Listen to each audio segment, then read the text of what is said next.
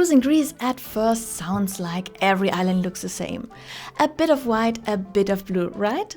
No, totally wrong. Today we are showing you our top 6 ports in Greece with real highlights, honest tips, and also where you might want to skip the effort.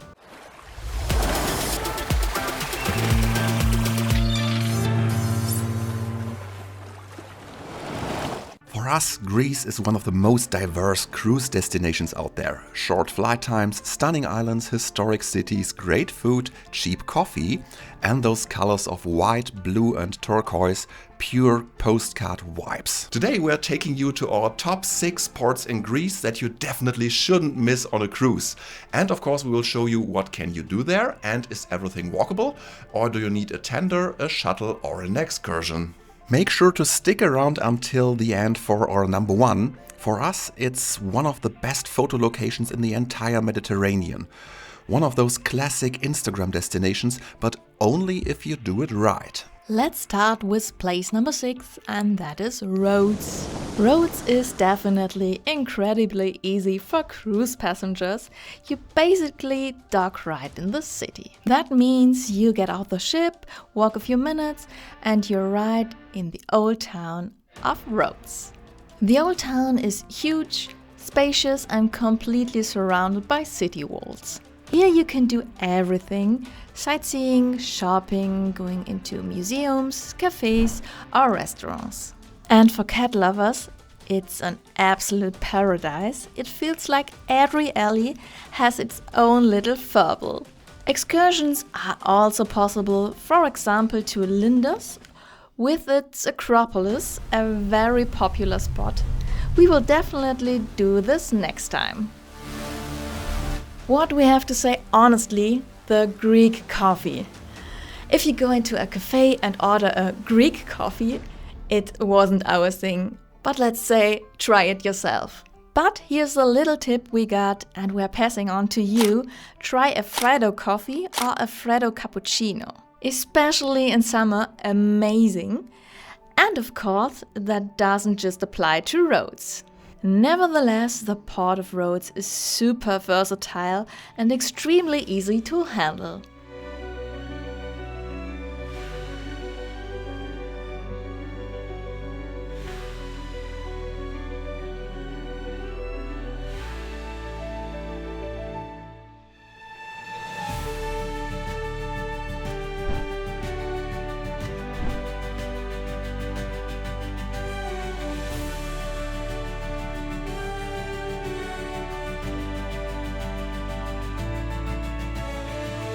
Our place number 5 is Chania in Crete.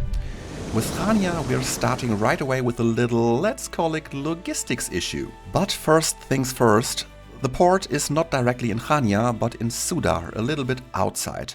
If you want to get to the old town, you'll usually need a bus transfer of about 20 to 30 minutes. And here's the thing, at the port itself there is literally nothing, like really nothing. But there are plenty of excursion buses, taxis and transfers, so you'll still get around very easy. And it's worth it, because Chania is really beautiful. A stunning bay, winding old alleys, pastel-colored houses, lots of traditional Greek restaurants and cafes, and especially the Venetian harbor is absolutely breathtaking. Everything feels cozy, chic and relaxed, perfect for strolling, eating and taking photos. If you're okay with the actually not too expensive transfer ones, Chania is definitely worth a visit. Last time we were there, it was just a few euros per person and buses run very frequently.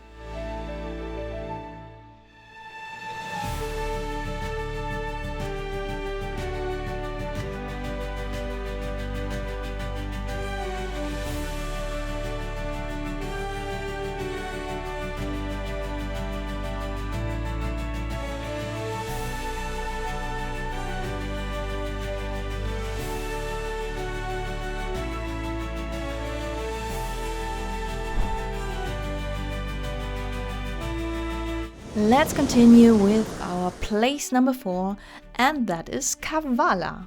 Kavala honestly surprised us a bit. First of all, Kavala is a tender board. so you'll be brought ashore by small boats. But once you are there, everything is super relaxed and everything is walkable. And that's exactly what makes Kavala so enjoyable.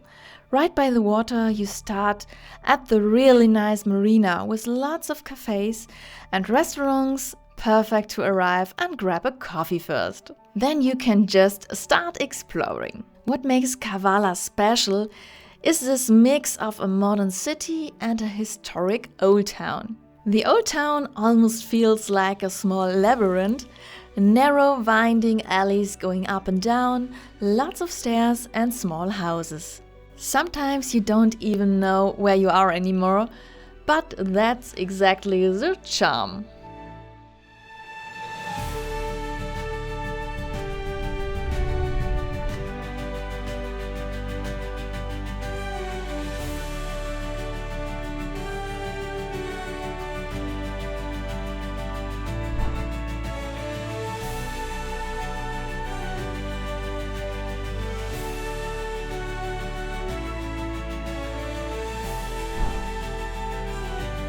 If you head towards the newer part of town, it completely changes.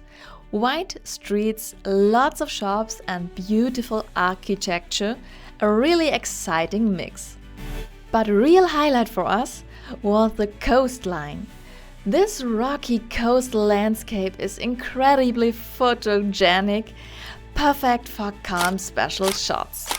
And if you're up for a bit of movement, walk up to the Church of Panagia. It's totally worth it, because at the top you will find a beautiful view over the bay and right next to it a small cozy cafe, which we can really recommend. Honestly, one of the best spots to just sit for a moment and enjoy the view. Our conclusion about Kavala: it's more diverse than you'd expect, super relaxed overall, and great for photos. It's definitely a port that's often not on your radar beforehand, but one that really sticks with you in the end. Let's continue with place number 3, and this is Nafplio. For us, Nafplio is a real hidden gem port. But first, an important thing, it's also a tender port. That means you'll also be brought ashore by small boats out here. But as soon as you arrive, that relaxed Greece feeling kicks in, because Nafplio is incredibly idyllic, not very touristy and almost a little bit sleepy. It's not a place for big classic sightseeing highlights, but more for arriving, taking a deep breath and enjoying. The old town here is very beautiful. Small winding alleys, pastel-colored houses, lots of cozy cafes and really good ice cream spots. Everything here in Nafplio feels calm, authentic and almost a little bit romantic. And the best part here is everything is walkable right after tendering. No stress, no transfers, no planning, just start walking and drift along.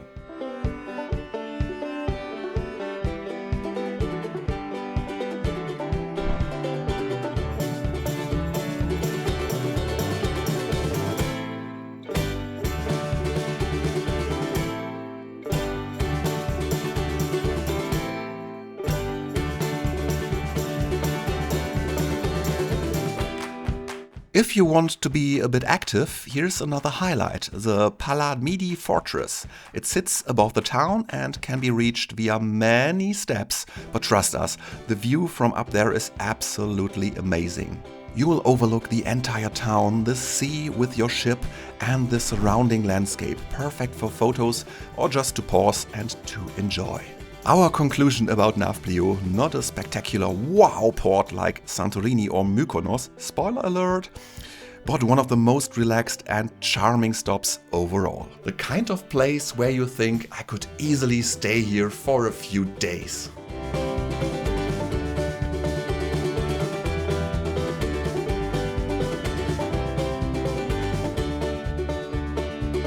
Let's continue with our place number 2, and that is Santorini. Santorini is hard to categorize, not because it isn't beautiful, but because it's almost too beautiful. Our clear recommendation: only in the off-season. In peak season it's extremely crowded, and that unfortunately takes away some of the magic. Again, this is a tender port, and often larger local tender boats are used to bring many passengers ashore as quickly as possible. From there you need to get up to the town of Fira somehow. Options include the cable car, walking, with a little warning, there are lots of steps, or the donkeys. And here we are very clear, please don't. We personally find that awful. What works quite well though is if your companion is a donkey. Hey. Just kidding. A great alternative to going up to Fira is local boats can also take you to Ia. Yes, it's spelled O-I-A. We were confused at first too. Also beautiful and a bit more relaxed. In short, Santorini is the Instagram spot with blue domes, white houses, narrow alleys and spectacular cliff views over the sea. Everything feels mystical, winding and almost unreal.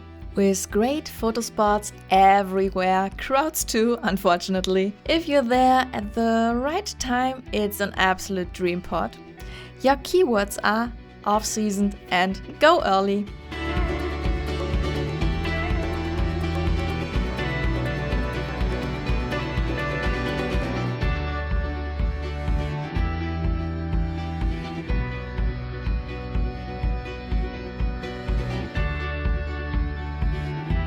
And last but not least, our place number 1 is Mykonos. Yes, again with a small limitation. It is also best in the off-season, and please get off the ship as early as you can, because Mykonos can get insanely crowded. Usually Mykonos is also a tender port, but once you're there everything is walkable, and then the fairy tale begins. Mykonos feels like Santorini, but a little bit brighter and flatter and more open. These white houses, small alleys, flowers and windmills create an almost fairy tale-like atmosphere.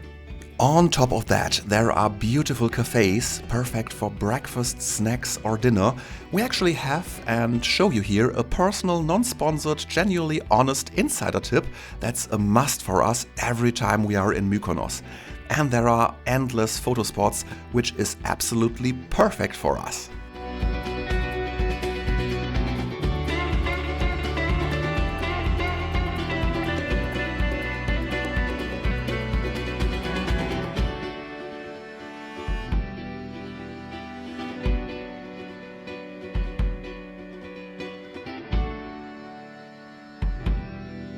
Especially in the evening, Mykonos becomes truly magical. Another insider tip from us: book cruises with an overnight stay here. Once the day tourists leave, the island really starts to shine. Our first sunset in Mykonos was simply incredible.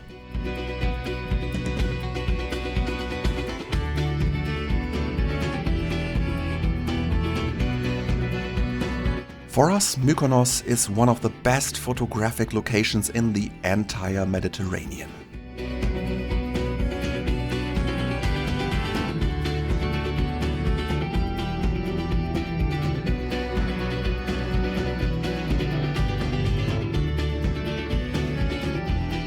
But as we said, off-season plus early start makes this a game changer. And now our conclusion. Greece is simply a cruise dream. Here are the keywords. Mykonos, it's a fairy tale island with photo spots. Santorini, pure postcard vibes. Navplio, relaxed, charming and incredibly idyllic. Kavala, surprisingly diverse and perfect for photos. Chania, dream city with transfer. And Rhodes, great old town and history. Each port has its own character, and that's exactly what makes Greece so exciting. Let us know in the comments which Greek port is your favorite. And if you enjoyed the video, you know the game, subscribe for more cruise content and give us a thumbs up, that really helps us. See you next time!